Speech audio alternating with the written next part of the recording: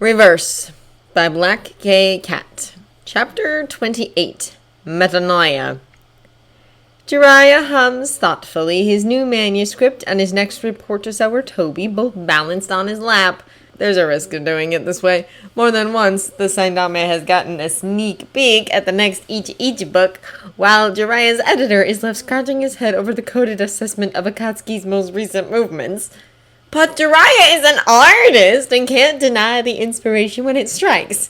And that one nubile vixen in the bathhouse with the black hair and the massive... He giggles to himself, sniffling to ward off any imminent nosebleeds, and jots down a few more lines of his next masterpiece.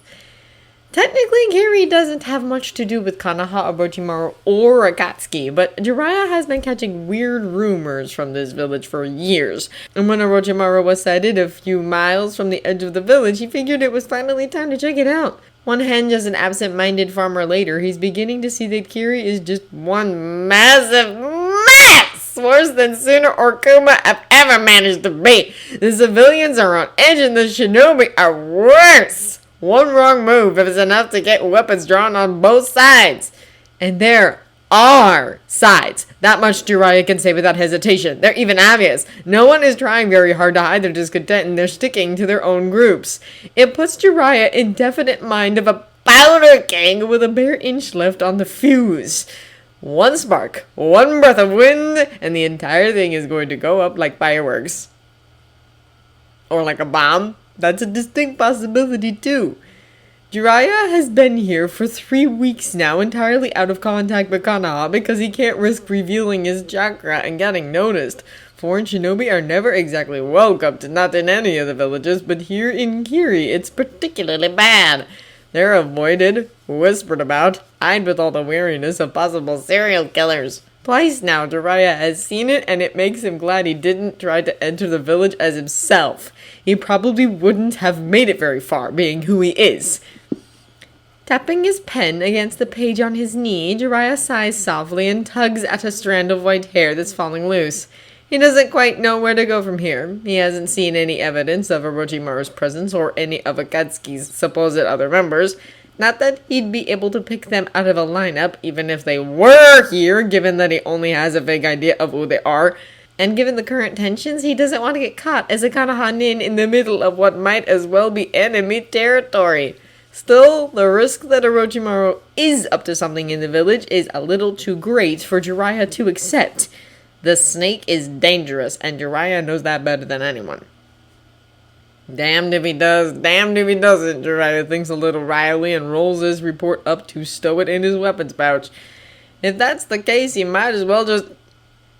That's about when the screaming starts! Jiraiya's head snaps up and the Ichi manuscript gets stuffed away as well, even as he jerks to his feet. That particular terrified cadence means civilians. And while civilians screaming in the middle of the bloody mist is hardly a new thing, the sheer number of screaming villagers means this isn't just two shinobi deciding to brawl it out in the streets. Jiraiya steps back, closer to the twisted, gnarled trunk of the willow he's been using as a hiding place, and it's hard for a man with his size and coloring to fade into the shadows, far harder than it ever was for his teammates when he had teammates, but years of experience make it simpler. He thinks small, unobtrusive thoughts as he slides out, keeping close to the tree line, and checks the street.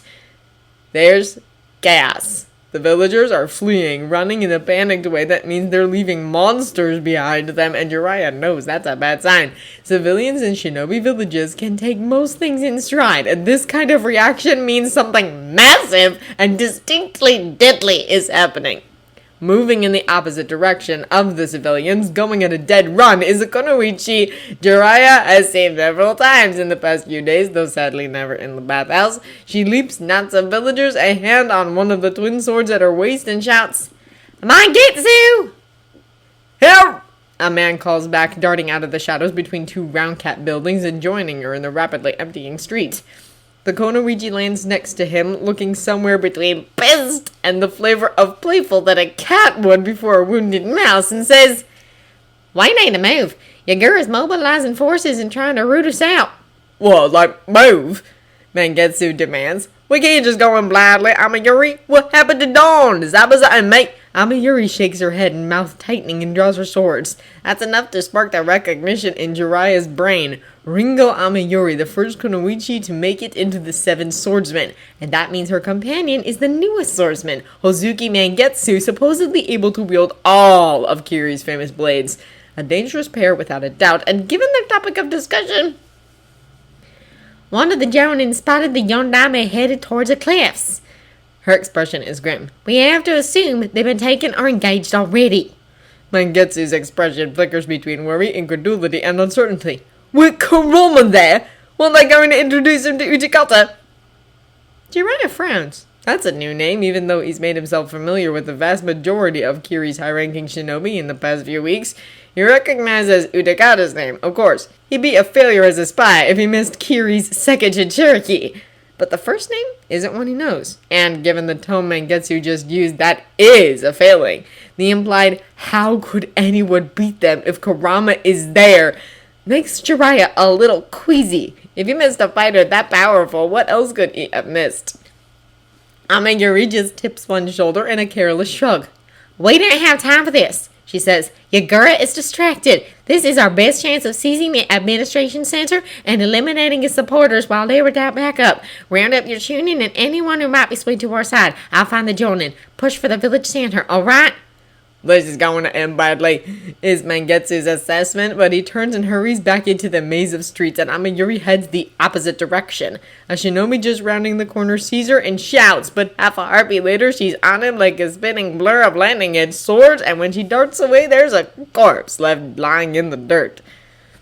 Jiraiya takes a slow breath, then lets it out. He doesn't have all the pieces yet, but this is definitely a revolution happening right now. Whether it's going to be a successful one or not remains to be seen, but given that Jiraiya is a well-known foreign with direct ties to Gana'a Saindame and a reputation as one of the strongest shinobi alive, he can't afford to keep too close an eye on things. Getting spotted would give Kiri an ironclad reason to go to war with Gana'a regardless of which side wins, and Jiraiya isn't about to take that chance. He takes a breath, shifts even further back into the shadowy edges of the fog, and decides to wait until there's a definite outcome to report. This is probably going to be the most exciting news that's passed Sarutobi's desk in a long time. Jiraiya just hopes he doesn't give his old teacher a heart attack or something. Yagura's attack shifts, changes, becomes a vast mouth with teeth and hunger, and Kurama moves! He gathers himself and leaps harder and faster than he's moved since he left his own time behind and comes down behind the Jinchuriki as Yagura's attack hits on the empty air. Half a second to call up his chakra, and then Kurama slashes down. Force ripples around the blow, heavy like gravity, and even with one tail manifested, Yagura can't turn fast enough to meet it. He goes flying, slamming into the rocks that line the seaward side of the road, and Kurama growls in victory and follows. In the same moment, there's a sudden surge of heat, and the shinobi holding Mei scream! She dives down, rolls, and comes back to her feet, already pulling more lava into the air around her. In contrast, Zabuza is gone, faded back into the mist, even as his captors fall with their throats slit, and Mei laughs! Her lava flows out like a deadly wave, aiming for more of Yagura's shinobi, and a massive sword flashes down on the far side of the group, sending more of them scattering with fearful cries. Satisfied that they're not about to die, Kurama turns his full attention back to his own fight, spinning sideways around another lash of water and then going high, more force gathering around his fingertips. Claws aren't useful here, and getting close enough to use them will do more harm than good, but he can't risk a Bijudama, even small. At full strength, Isobu could stop it, or at least avoid it, but Kurama doesn't know that he is at full strength. What if Obito has bound him somehow, or is leeching from him? Naruto liked Yagura for the brief moment they met in the Biju's shared mental world, and regretted not being able to save him. For that reason alone, Kurama isn't about to kill him.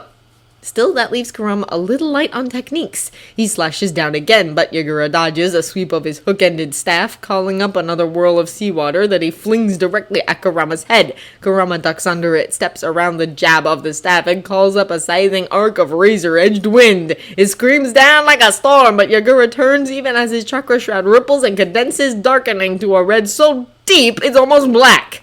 The Futon Jutsu impacts but doesn't do more than glance off the sudden emergence of Yagura's version 2 form, and Kurama curses. How does it feel to be a damn puppet, Yagura? He taunts, sidestepping another lance of water. A burst of fire dissipates the next before it can hit him, and he leaps back, luring the Mizukage further away from Mei and Zabuza. He doesn't want to find out the hard way that Yagura is willing to take hostages. They're not his friends, not hardly, but they're allies, and his Naruto would have given anything to protect them for that reason alone. Kurama might not be Naruto, not in any way that matters, but he can at least respect his Jinchuriki's convictions, especially when it will make his own fight easier. I am no one's puppet! Yagura answers icily, but he's following Isobu's three tails sweeping out the grumble rack. In a blur of speed, he darts around Kurama, aiming a blow at his back, but Kurama rolls underneath the tail and keeps retreating, aiming for a small area of open ground further down the path. He risks a brief glance back, checking on his allies, and Utakata is where Kurama left him, but he's sitting cross-legged on the rocks again, eyes closed, hands on his knees.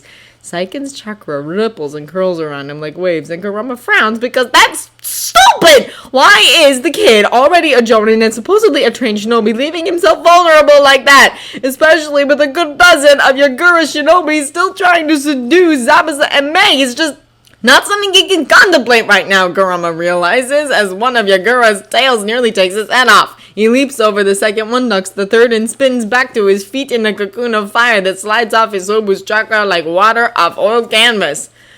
Not a puppet, Kurama asks and has to laugh rough and derisive. Says the puppet who can't even see his own strengths. You're killing people, ruling over a sea of blood, and you don't even know why. You're being used, Yagura. Akatsuki has one hand on your neck, but you don't even see it. Are you stupid, or just that arrogant little boy? I am not a child, Yagura snarls, and this time the whip-like lash of water catches Kurama in the side, flinging him across the ground. He hits the rocks hard, feeling ribs crack, but doesn't have time to assess. Yagura is already on him again, corrosive chakra boiling with fury, and Kurama dodges in time to escape, all but a single long cut down his shoulder. He rolls back to his feet, ducks a second blow, and sends a wave of force back. It hits, but not hard enough, and Kurama curses as he retreats again. You sure look like one to me. I feel like I should go looking for your babysitter. He taunts and leaps high, twisting over the tail that slams into the ground where he was standing and coming down on Yagura's left. Another shockwave makes Yagura spin, only to catch a face full of fire with another razor-edged wind behind it, and the Jinchuriki roars. He shakes it off like a bull enraged by a stinging fly, and that's really not a metaphor to increase Kurama's confidence. He ducks in, trying for another punch even after the way his last attempt ended, and only manages a glancing scrape of knuckles across blistering chakra as Yagura whips his head to the side. But something flickers in Yagura's eyes as the barb strikes home, and the fury that covers him like a haze flickers, increases. Just for a moment there's clarity on his face, even in the midst of anger, and with a hiss he lashes out with all three tails and his staff at once. I am not a child! Okay, that's a definite button, Kurama thinks and drops down, slamming an end into the earth. It surges up, but Kurama knows a simple tatonjutsu won't even slow Yagura down, and dodges while the Jinchuriki's sight is obscured. He slides behind a stand of boulders, needing the moment to figure out just how the hell he's going to survive enough taunts to get through to the brat, and Yagura stumbles. His steps falter, the chakra shroud flickers, and for an instant all Kurama can feel is Saiken's bubbly acid-sharp power rising like waves around them. Oh, Uragane is a damn genius! He must have gotten Saiken to pull him into the Biju's shared mental world where they can attack the chains of the Genjutsu holding Isobu directly! Given enough time, they might be able to bring the turtle back to himself. Of course, that means Kurama has to distract Yagura in this world so that there's no chance of him following and confronting the teenager. Kurama isn't certain that Yagura can even access that plane, but better not to risk it. Utakata's only a kid, and although Kurama suspects that Saiken will do whatever he can to keep his Jinchuriki safe, they can't afford to take that chance. With that in mind, Kurama slides out from behind the rocks while Yagura's back is turned, then summons up another wave of force and lets it crash over their battleground. Without a chakra shroud to catch it, it knocks Yagura right off his feet, sending him tumbling. He catches himself before he can go over the edge of the cliff, but immediately rises, pulling a massive surge of water up from the ocean as he does. He spins on Kurama, teeth bared and eyes almost wild, and the water crashes down like a drowning wave. There's no avoiding this one, no getting away, no time to retaliate. All Kurama can do is brace himself before the miniature tsunami drops down on his skull. There's a burst of pain, an explosion of darkness behind his eyes, and the reflexive breath Kurama takes is water without any air at all. The darkness spreads, swallowing him whole, and for an endless moment, it's all Kurama knows.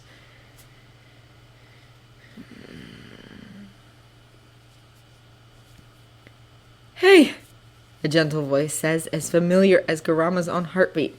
"Hey, bastard fox, that's enough playing dead. Open your eyes, beauty sleep's not going to help that much ugliness, believe it." Kurama's breath stutters in his throat, even as his hand flies up, catching the fingers that glance over his cheek. They're tangible, calloused and warm, and so impossibly familiar, and he opens his eyes. Gold greets him, gold and blue and suntan brown with 3 pale whisker marks like faded scars and a smile as bright as the sun. "Naruto," he chokes and then can't get so much as another sound out. Naruto. His Naruto, well into his 30s and worn around the edges, but still so bright, still so brave and steady. Smiles at him, eyes warm, and twists his hand in Kurama's grasp to close his fingers around Kurama's hand. "Hey, Kurama," he says fondly, as though they're meeting after a few days apart, as if Naruto isn't dead and Kurama isn't stranded in a time period 30 years removed from his own. Kurama sits up, unable to take his eyes off his Jinchuriki, and drags in a breath that shakes. "You're dead," he manages. "I saw Kaguya killed you, and then..." Faint sadness slides in behind Naruto's smile, edging it with regret, and he sits back on his heels. "Yeah," he says quietly. "I figured it would end like that. I'm sorry for making you sad, Kurama. That was never what I wanted." A sound gets caught in Kurama's throat, halfway between a laugh and a sob, and he doesn't resist the impulse to throw himself forward, wrapping his arms around his Jinchuriki the way he's only ever done once before. "You idiot, Naruto! That doesn't matter! You died!" "And you made it back in time," Naruto counters, laughing a little as he rocks back to land hard on his butt, Kurama halfway sprawled in his lap. Without hesitation, he wraps Kurama up in a tight hug, holding him close, and says, "If you're using enough chakra to strain the seal, though, something's happening. Are you okay?" Entirely reluctant to so much as lift his head from Naruto's shoulder, Kurama grunts unhappily. "Fucking Obito!" Then he pauses, eyes narrowing, and growls, "You sealed my chakra!" That makes Naruto laugh again, and he ruffles Kurama's hair. Kind of," he admits sheepishly, and when Kurama smiles at him, adds, "Just a little. It didn't keep you from using it. It just meant that if you wanted to use all of it, you had to reach for it, and you'd come here." He smiles, expression bright and eyes happy. "I wanted to be with you, Kurama, even just as a chakra impression. I wanted to see you become the hero I know you are." Kurama can't help but laugh, finally forcing himself to pull back a little so that he's kneeling in front of Naruto. "You're the only one," he says, and it comes out far closer to fond than he intends. "Sage Naruto, I missed you. I've missed you so much." Another sad smile, and Naruto reaches out, curling his fingers around the back of Kurama's skull and pulling him in to rest their foreheads together. "I'm sorry, Kurama," he says again. "I didn't mean to leave you all alone." Taking a shaky breath, Kurama closes his eyes briefly, then opens them again, unwilling to miss even a second of this encounter. "I'll survive," he says roughly. "The other you, the younger you, he's with me. He likes me." "Who wouldn't?" Naruto laughs, and his fingers tighten just a little as his expression turns serious. "If you use your full power, everyone nearby will feel it," he warns. "They'll know you're something more than a regular shinobi." Since they already do, that's hardly a loss. Kurama gives Naruto a crooked smile and says mockingly, "Worried about subtlety. Where's Naruto and who the hell are you?" Naruto just laughs, grins stretching bright and happy across his face. Okay, Fox, no need to get snippy. I was just warning you." Blue eyes fall closed for a moment, then open again, and he pulls Kurama forward into another hug. Be careful, you big mean jerk. I can't watch your back like I used to, so you'd better watch it twice as hard, okay? That doesn't even make sense, Kurama complains, even though his eyes feel hot and his throat is tight again as he curls his arms around Naruto's waist. Am I ever going to see you again? Who knows? Naruto asks cheerfully, and the white world around them brightens like a solar flare before Kurama can even open his mouth to curse at him for it. There's a sharp crack! Somewhere distant, the echo of a seal breaking, and chakra rushes in like a warm, buoyant wave, sweeping him up and carrying him away from that familiar presence. Bye, Kurama. I love you, and I'm so proud of you. Something whispers in his ear, and Kurama smiles even through the wash of grief, finally letting go. Bye, Naruto. He breathes and opens his eyes. Whoa! Roshi says halfway up the cliff that will let them sneak into Kiri unnoticed. Han's idea, of course. He stares upward, watching as a good portion of the sea is pulled right into the air as part of what is clearly a devastatingly large water jutsu. There's enough chakra on the path to make it seem like a small war is going on, and 3 of those chakra signatures are definitely Guiju, or at least Jinchuriki. Keep climbing, Han tells him firmly, stripped of his armor to make the trek easier, and very unhappy about it. We can deal with it when we're on solid ground. Well, at least they found Kurama, Roshi thanks with as much optimism as he can muster, channeling a little more chakra into his hands and feet and redoubling his pace. He only hopes the crew of the boat they commandeered was able to get out of range before Shinobi started sucking up the seawater. There's no time to even glance back to check, and Roshi doesn't bother trying, throwing himself up the steeply angled rock. He's already calling up Son's chakra as he hits the lip of the cliff, and he hurtles over with lava curling around him, slamming feet first into a shinobi in Kiri's uniform. The man goes down, and the very pretty auburn-haired woman he was about to stab in the back rolls around in surprise. Roshi doesn't pause, slinging himself around her and smashing a ball of molten rock into the face of another man. The smell of scorched flesh fills the air, and Han, just vaulting over the edge of the cliff, gives him a "must you always resort to overkill?" look. With the ease of practice, Roshi ignores it, ducking a kunai aimed at his eye and kicking the attacking Konoichi in the stomach. Another surge of lava, not his own to his great surprise, finishes her off, and he turns a startled look at the auburn-haired woman, who smiles viciously at him before hurling herself at a shinobi trying to lunge at the Jinchuriki seated off to the side. The kid doesn't move, but the would-be attacker goes down screaming. Okay, unlike. Roshi tells Han cheerfully. Han gives him a long, suffering look, then drops the sack holding his armor and starts putting it on. Kurama, he reminds Roshi pointedly. Over there. The only shinobi fighting on the woman's side says, pausing next to them with the blade of his massive sword dripping blood. Roshi had forgotten just what Kiri was like as a culture. The lack of restraint is actually rather freeing, though, looking at it as a Jinchuriki who causes collateral damage more often than not. The man points down the rocky road to where that water Roshi watched rise is coming down, and he just manages to catch a glimpse of dark skin and red hair before the wave crashes over the 2 fighters.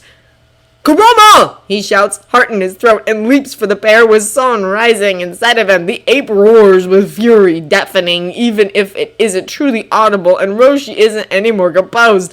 The Suitan Jutsu is pulling back, but that much pressure, that much weight with killing chakra behind it, and a Jinchuriki's power augmenting it. Something sparks. There's a flicker of red so dark it's almost black, then another, and then like a wildfire catching an ancient malicious power burns the water away, not even leaving steam behind. In the midst of that angry, hateful chakra, a figure stirs and Kurama pushes to his feet. He staggers once, then steadies, shaking his head, and laughs. He laughs, and it's wild and dangerous enough to stop Roshi in his tracks. God damn, Kurama says, twisting to stretch almost idly. He bares his teeth in a bloody grin directed at the small figure standing tense and wary across from him and chuckles lowly. I've forgotten what it feels like to really let loose. Care to help me remember, kid?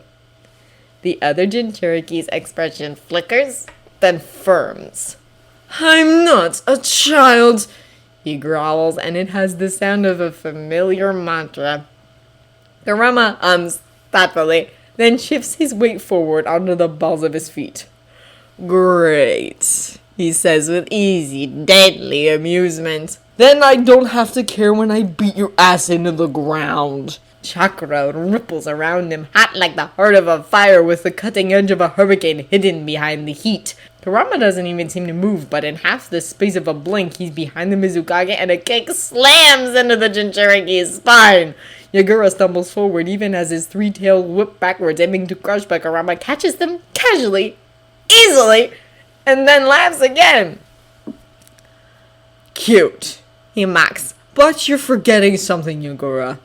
His grip tightens, and with a surge and a jerk, he turns, throwing Yagura bodily away from him. The Jinchuriki crashes into the trees on the far side of the path, tearing through them as his chakra flares to lessen the impact. Kurama steps after him, casual except for the predator lurking in his eyes. I'm so far out of your league, kid, that you might as well just give up. You're never going to be able to touch me as you are now tied to that man. Get up! Fight for yourself! Fight like you actually mean it! Fight me, Yagura! Yagura scrambles to his feet, eyes wide and suddenly wary, and takes a step forward. He lashes out again, tails and chakra slamming forward, but Kurama dodges like they're hardly moving at all, and punches Yagura squarely in the face! There's a sharp crack of breaking bone, and Yagura reels back with a cry, expression astonished above the wash of blood from a broken nose.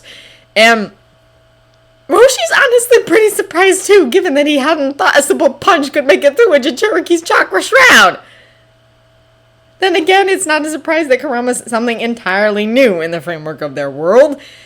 Roshi realized that much a while ago. Fire roars, a sudden snap crack as the inferno strikes with all the force of a hammer, evaporating the weak shield of water Yagura desperately summoned to black it. The younger man looks dazed, almost dizzy, as he staggers back another few feet, trying to put space between himself and Kurama, and he shakes his head hard as if attempting to throw off a mental fog. What? He demands harshly, then visibly grits his teeth and opens his eyes. You're a traitor, he growls. Nothing you say means anything. I'll stop you here to take those Jinchuriki you snatched to make Kiri strong.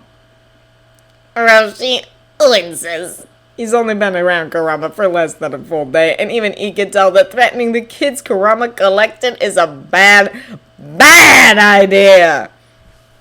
And on cue, Kurama bares his teeth, an inhuman snarl tearing out of his throat.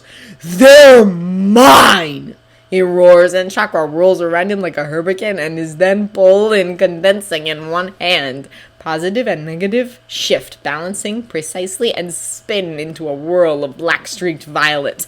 The moment it steadies, Kurama hurls himself forward too fast to see and slams into Yagura with the force of a storm. The orb of chakra in his hand impacts the same bee's chakra shroud, and with a sound like splintering glass, it gives way, shattering around Yagura. With a cry, he staggers back and Kurama spins, another kick hurtling Yagura back across the road. The Mizukage slams into a rock skull, snapping back with a crack, and then slumps in boneless unconsciousness. Like a sudden tide, cool chakra curls around him, rising and then receding, and Roshi feels Son shift in sudden recognition.